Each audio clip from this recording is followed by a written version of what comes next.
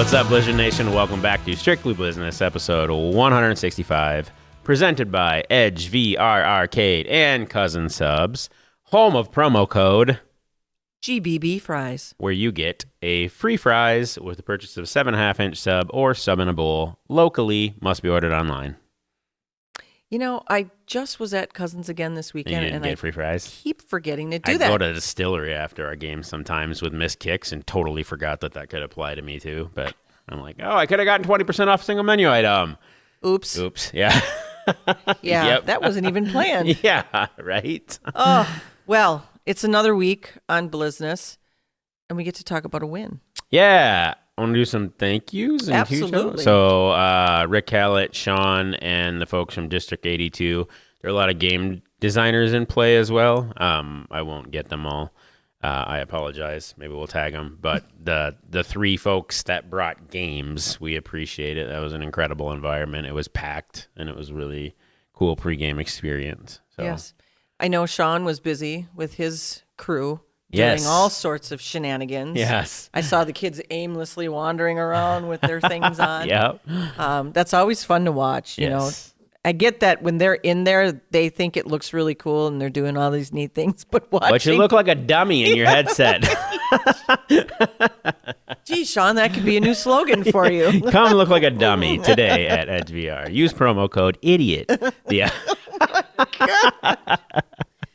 No.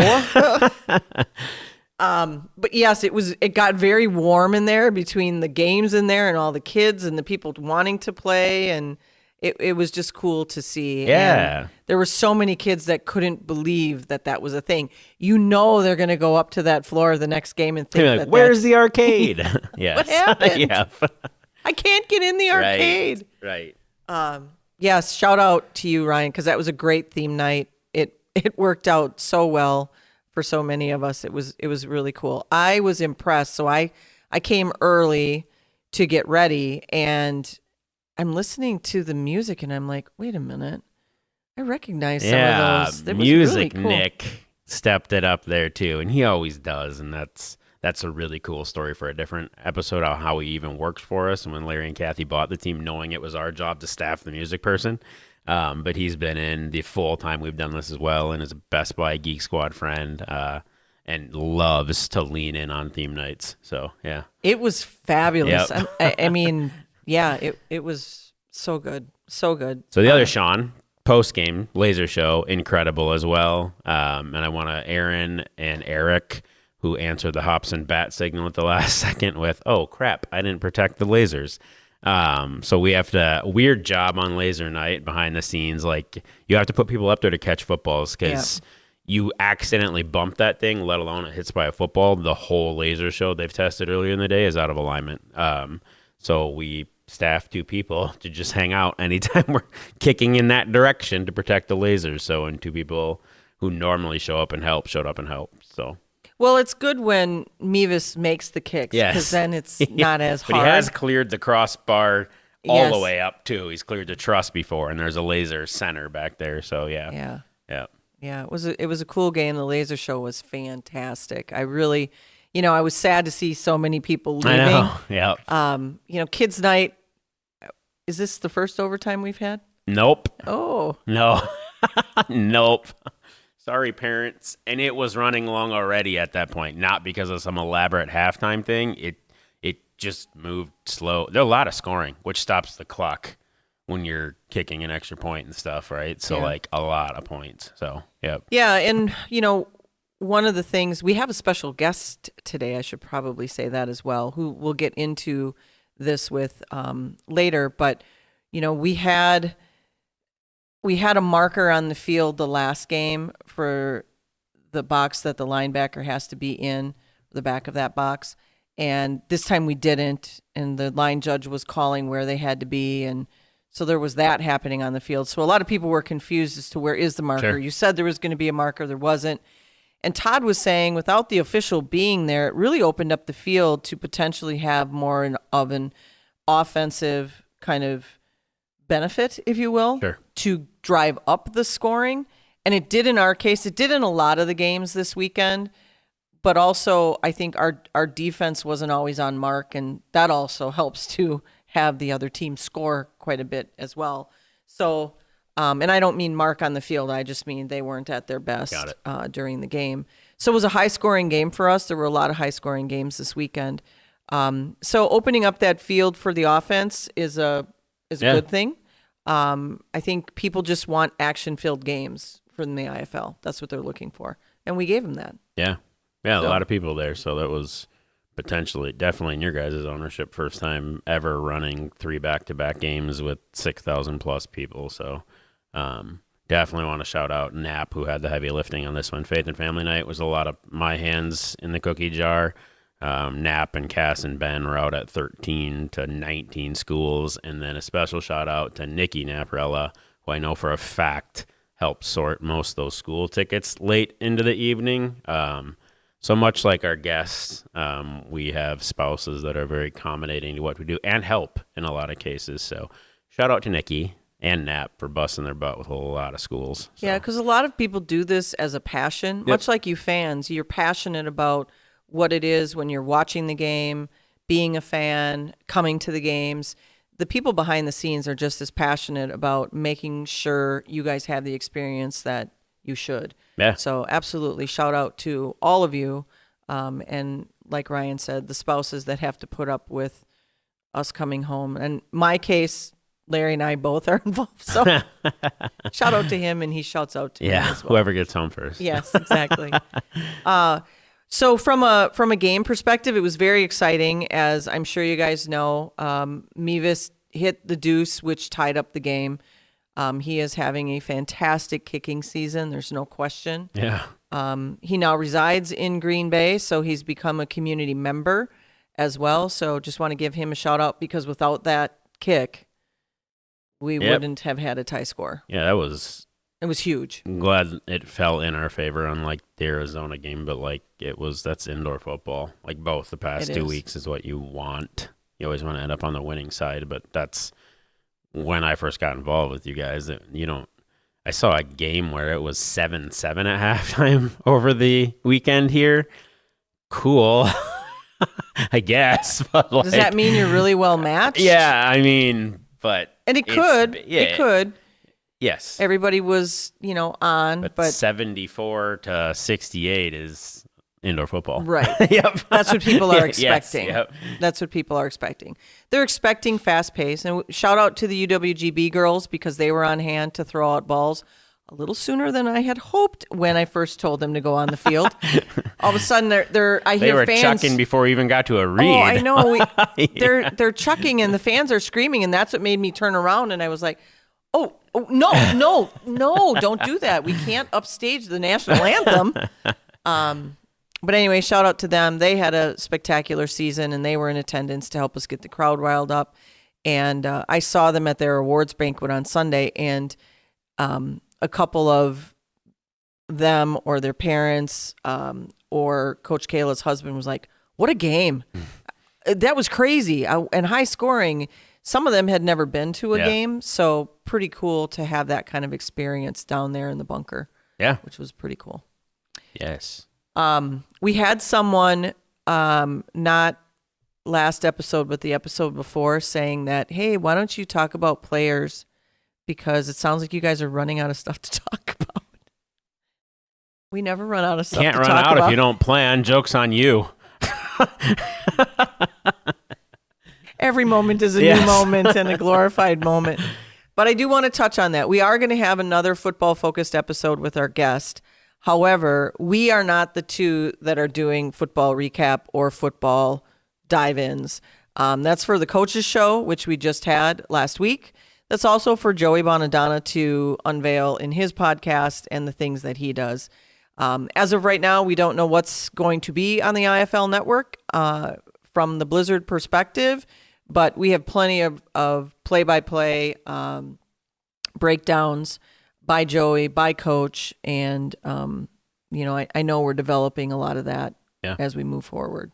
Yes. So, we've talked about it on here, how we're going to have kind of a breakdown show on what's new to the IFL and how is the IFL different, and that's all being worked on. Mm-hmm. Although, as of this game, we're a quarter through the season. Is that right? 4 games in Wow. out of 16. That's math. Yeah. That's 1 quarter. Fair. So we've gotten through first quarter. Yes. Anything else you want to talk about the game before we introduce our guest? No. No. No. Nope. All right. So our next guest is going to look a little different. We're going to show a picture here of what he looks like when he's in his game attire. We have with us today Mr. Jim Schafer, who usually is our white hat. Well, here is our special guest. We have with us, now you probably don't recognize him because he's not wearing the hat and the normal jersey of black and white. He's more of a Jimmy Buffett fan today. But this is his normal attire, right? Yeah, I do have a normal life. I'm not always an official.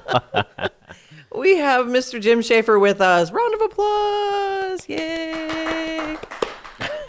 Excellent. So I had asked Jim to come on the show today for a couple different reasons, actually. But before we get into that, I would like you to give us kind of your background story and how you got involved in the IFL and how long you've been doing it.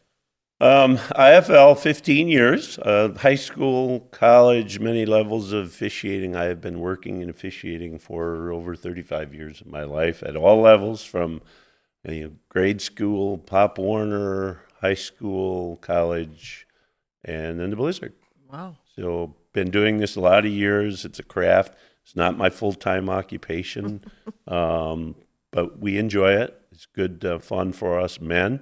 To get together and do a game. We have a lot of fun every night, even though it doesn't seem like fun sometimes in the arena when coaches and people are screaming and yelling at you. But, and to be honest with you, I would give a great shout out to my crew, Mark, Rod, Sayer, Joel, those guys, Jason and Tolaf. They're all wonderful men. We get together, we get to enjoy an evening together. And one of my mottos as a crew is we work hard, we communicate well, and we have fun.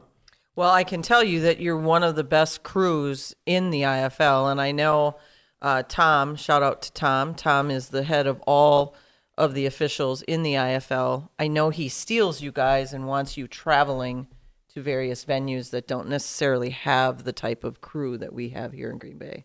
He does that occasionally. I think this year we're going to Quad City for 3 games. So you'll take your whole crew or just some of you? bits and pieces of it. Some of us are going, but not all of us. He's got some guys down there he uses, but for the most part, it's a bunch of our guys. So we have some of our core group going in 2 weeks. We're going down there. Excellent. Now, for those, because we have all levels of football fans on that watch Strictly, and Ryan and I try to say a lot that we don't do football on this show. This is not our norm. We're behind the scenes. So technically you're a behind the scenes kind of guy, but it is in reference to football. So for the fans that are out there that don't know our game as well as some of those football fans do, how many refs are on the field during one of our games? There's 5, which is similar to high school because of the size of the arena. And you seen the other week when I got ran over, there's a very limited space. So we have 5 officials out there. Okay. And you are normally the white hat, or do you like to change that around? I'm normally the white hat, but I do like to develop some other guys. Mark officiates some at the referee position, and I'm not going to do this forever. So What? At some point, I have to train other people to take over when I decide to leave hang it this. up? 15 years has been a long time. That's a long time. That's a real Been a long lot of time. fun though. So I do want to touch on, because last week on the show, we talked about the little pink tag that we had on the field as a result of you getting hit the game before. And it worked well for us. It was a place for the linebacker to actually put his foot. It marked the field. It helped you get out of the way so they knew exactly where they needed to be. And then this last game, because we had Kevin on the show and we talked about why that was important and the safety of the ref and safety of the player as well. And then it was totally new.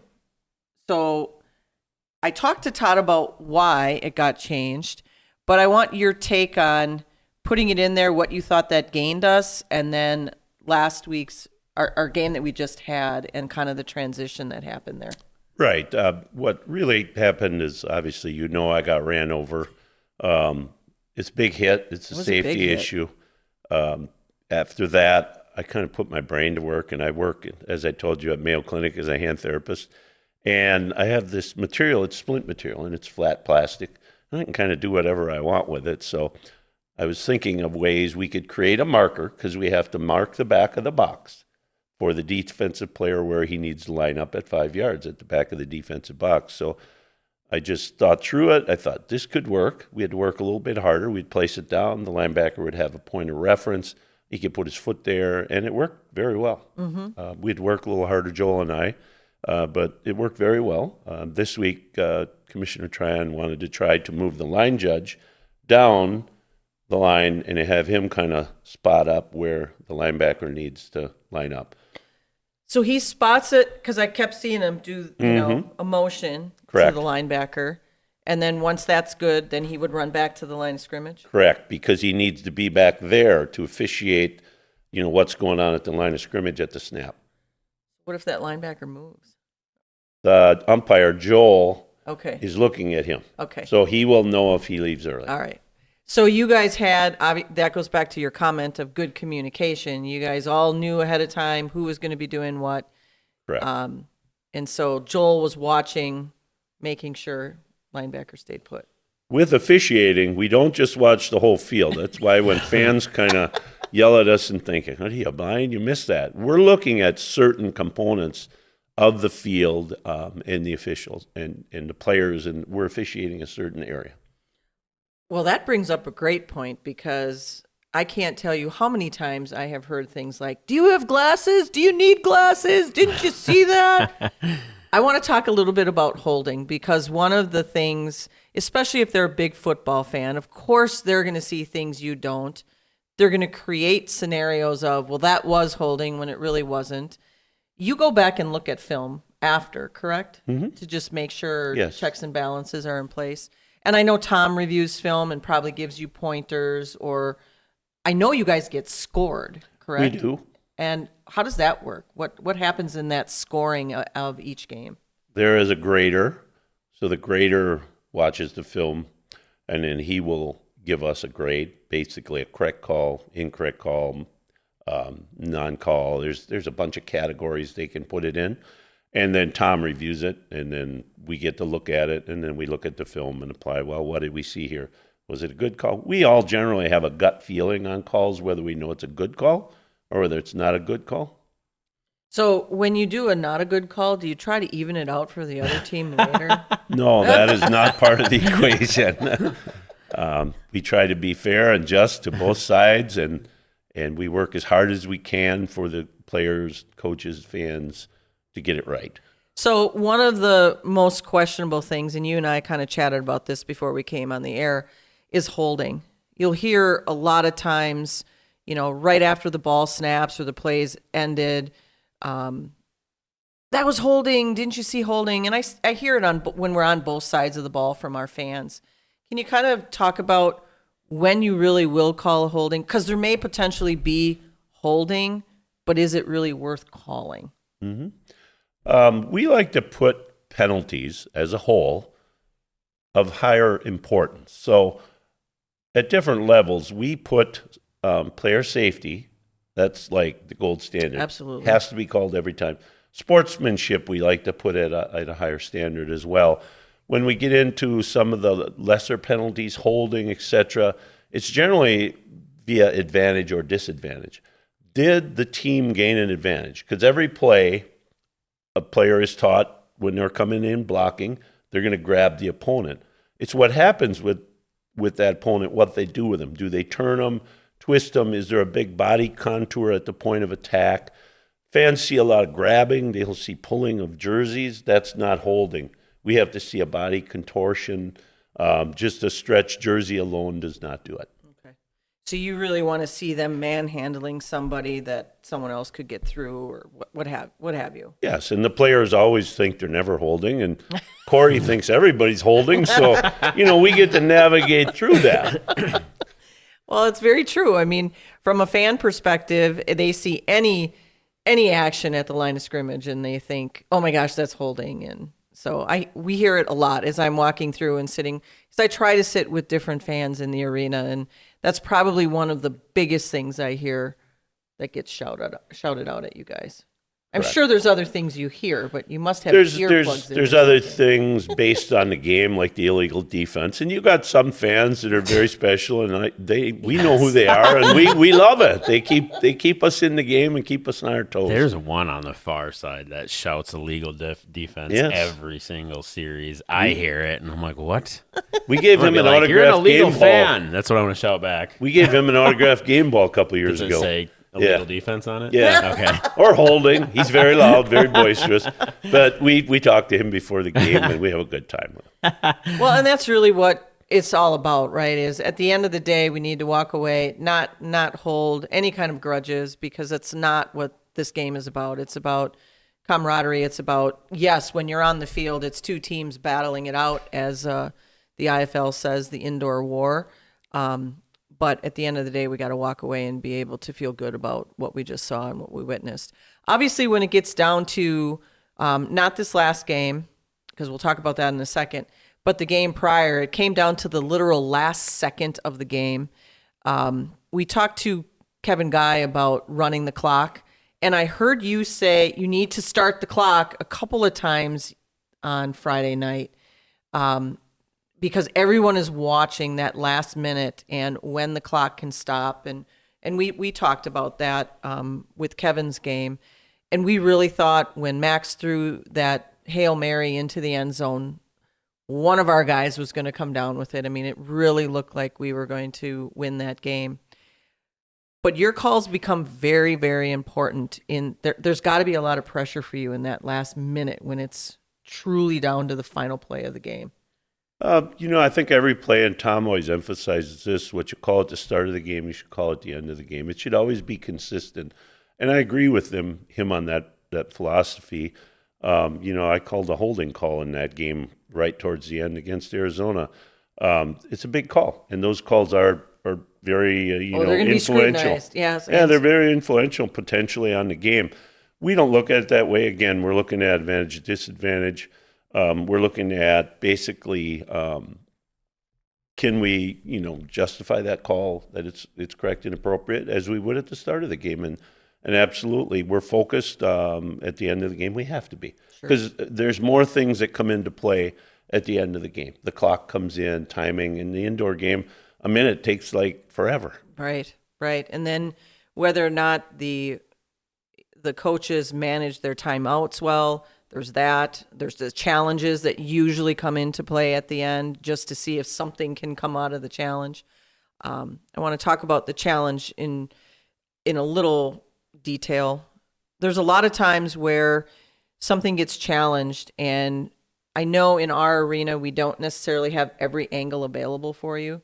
Can you go over what it is that you're looking at? You have to find evidence. And if there is no evidence, then the play on the field has to stand, correct? Correct.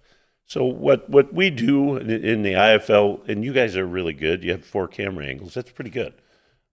So we got one that's kind of, we call it the line feed, which is kind of on the sideline. There's 2 end zones, and then there's a slash camera in Green Bay.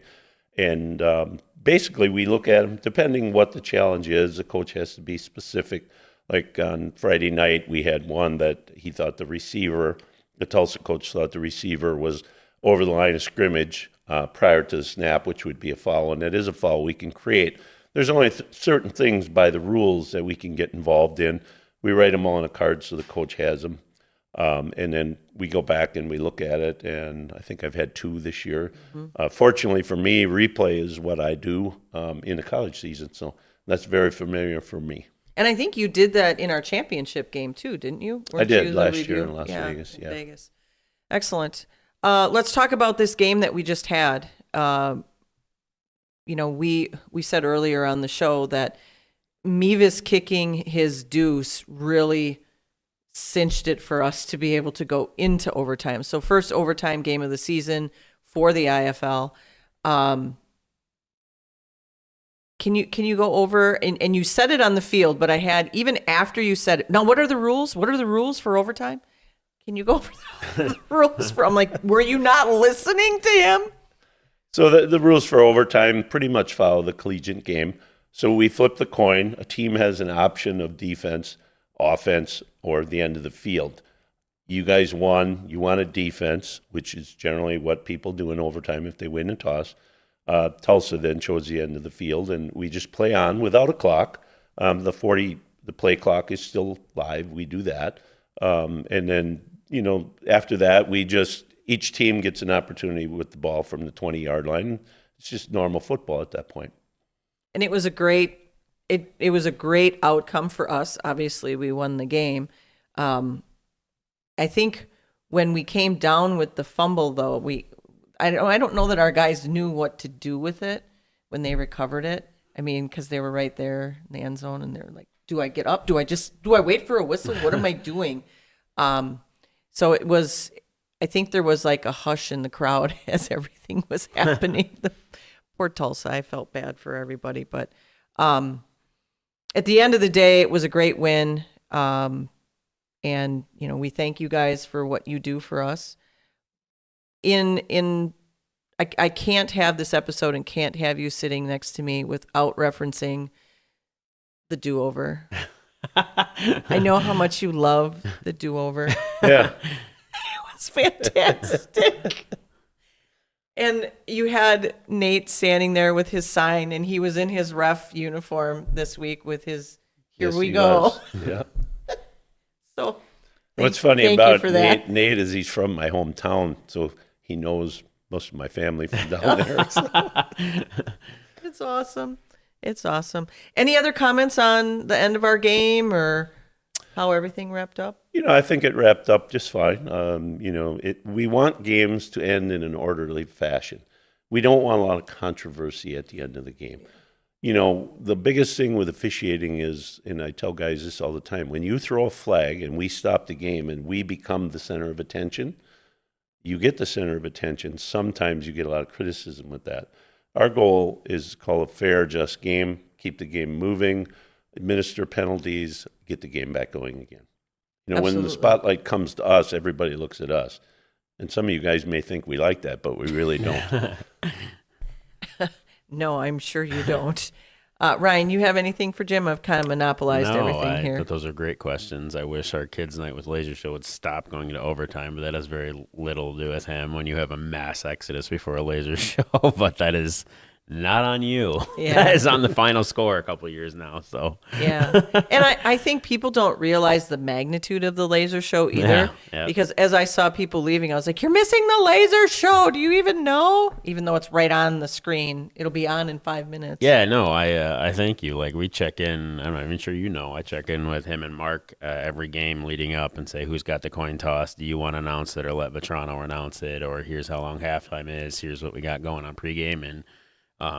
Protecting the timeline is their job and making sure the clock's moving, but very receptive to what we have going on in emotional moments or theme nights and letting people who pay for nights to happen get the spotlight. So I appreciate all you do and responding when I send those and be like, got it, cool, thank you. Nick's got it, or I'll take the coin toss, and it's just great communication. And I'm not sure that exists in other leagues, and we do a lot of shenanigans here, and I appreciate you and Mark being helpful. So your guys' show, we're part of it. Yep. It is a show. Sometimes it's quite the show. Yes, yeah.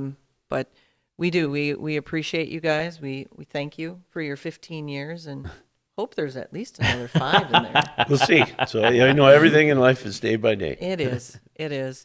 Well, thanks for being on the show. Do you have anything you want to add? The only thing I'd like to add is a final shout out to the wives of our officials. They put up with us being gone an awful lot, and I want them and my wife to know how much we appreciate and love you for the time that you allow us to do something we love.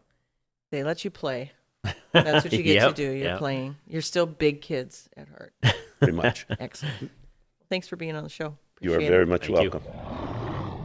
So that was kind of cool. Yeah, great guest. 2 in a row. Yeah. We aren't going to be able to top it, to be honest. I have no idea who else and that's we on you. You keep calling people. Todd, can you come to town next week? Let's do that one. Let's do that one. So let's talk about this week. We are where this week, Ryan? On a bye week. Ooh, I think we need it. Yes. I know that the office needs it. Yeah. We're going to rotate who has days off. I'll be off Friday for Good Friday and guitar reasons, but I'm going to force some of the others to take one off here. So. They need some time. And shout out to you guys, right? We do this, and I keep doing this because I work for good people. So there's not a lot of, besides when you preemptively send someone home in a snowstorm, there's not a lot of questions. We have a lot of trust here. A snowstorm that didn't exist. That's fair. That's fair. That one's on me. I think next episode, though, as we tee up, I think we'll get to cover what the heck life's going to look like on the road for 2 weeks, which is something we've never done, and that'll be a cool piece to unpack for you guys. Yeah. We will not, as of right now, run a view party anywhere during the draft because I'm waiting to see when the road gets closed in front of the office and a bunch of other stuff coming up. So follow on social media. When we'll be where, when the office will be open, phones will still be on, emails will still be there, but there'll be a window where we won't be in the office, and we don't want to ask that of any of our sports bars. Yeah. To try and run a view party amidst the NFL draft. Yeah. So. I mean, we could have a pop-up, but we'd let you know if that happens. The draft is here. We're going to be clearing out of housing really quick. We'll cover a lot of the draft-related things on our next episode. Like Ryan said, it's a bye week for us. So even though it's a bye week, there's still a lot going on football-wise. There's also still a lot going on in our office preparing for when we're back home, which will be a couple of weeks. We're back home on May 11th. 10th. I'm sorry, May 10th. Oopsie. And what are we doing on May 10th? Blackout Breast Cancer, the post-game drone show, first ever. Gonna be awesome. And stick around. There's so many people that left for the laser show and missed a great. This is a 3:05. Great. So yeah, it's an early evening for you. Should be able to. Yep. So we'll have to do the blackout curtains and all of that. Yep. Because it'll still be light out. Yes. When we're done. Right. Yeah. Laser beams are not as tough as drones that are lit up, but yes, we'll still pull the curtains and all that stuff, and you still have to bring the drones out to the field. So that is Mother's Day weekend. Yep. But this is Saturday. Yes. And it's, I think, the first time we've done a 3:00 game on a Saturday. In a while. Faith and Family fell on one a couple years ago. Did it? Oh, yep. I thought they were always on Sunday. Yep. I was gone. Yes. I was gone. Yeah. Yeah. But last chance to catch an early game for people who want to come early in family and not on a Friday night. We go to straight Friday nights after this game. And 7:05 starts. Yep.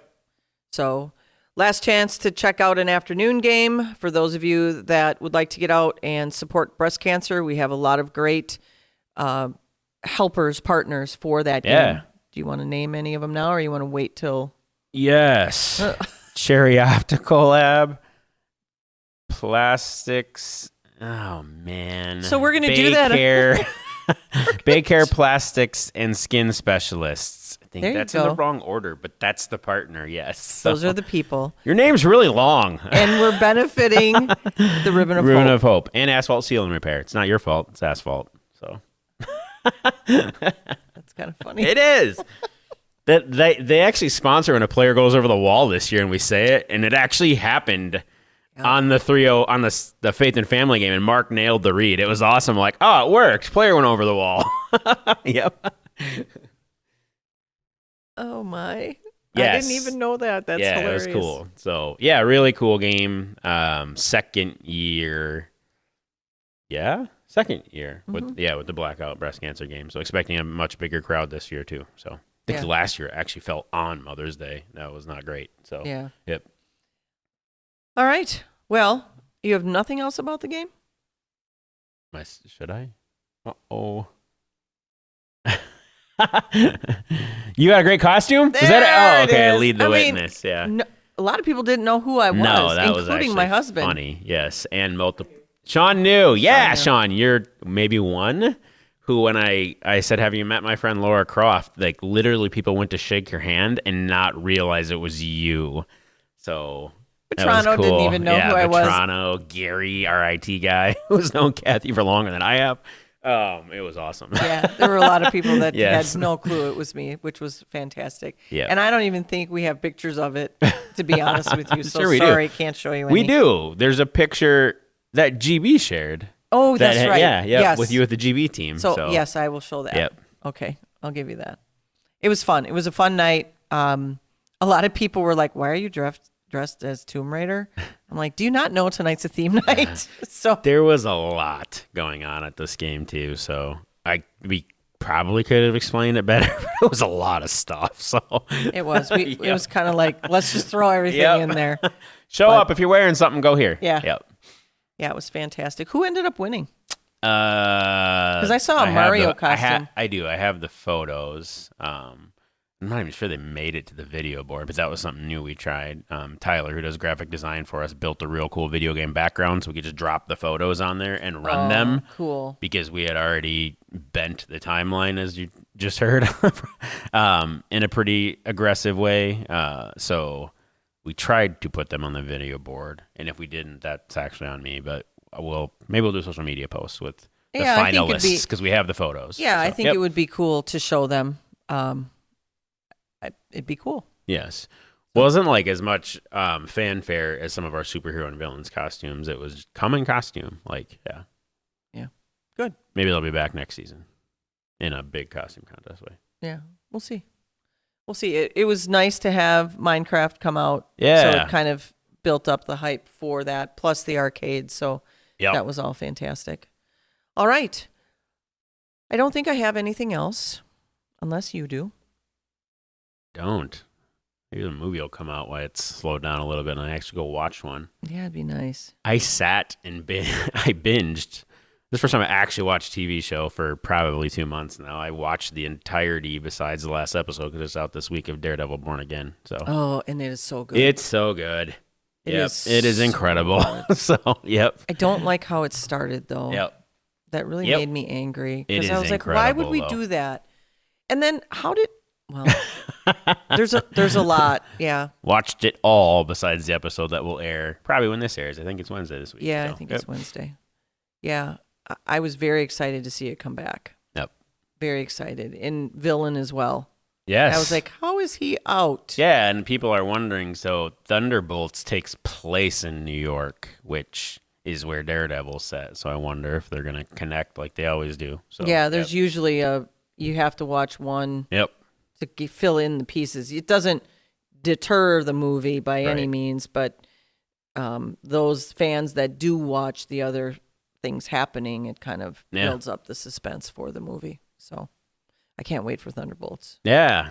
Looks fantastic. It does. Yeah, it looks really good. It's all right. Out on the weekend of the second away game, so I might be able to watch that. It's out when we're on the 2-game away stretch. So yeah. Cool. I might go to the movies. Yay. Woohoo. Don't commit. That's false advertising. Because you have a lot. Sean, scratch that from the record. Yeah, you got a lot of kid stuff going on. So anyway, indeed. Did you already say what else you got? I did. Oh, okay. Well, then I say, should we hit him with it? Nothing. Should we hit him with it? Let's hit him with it. Go Blizz.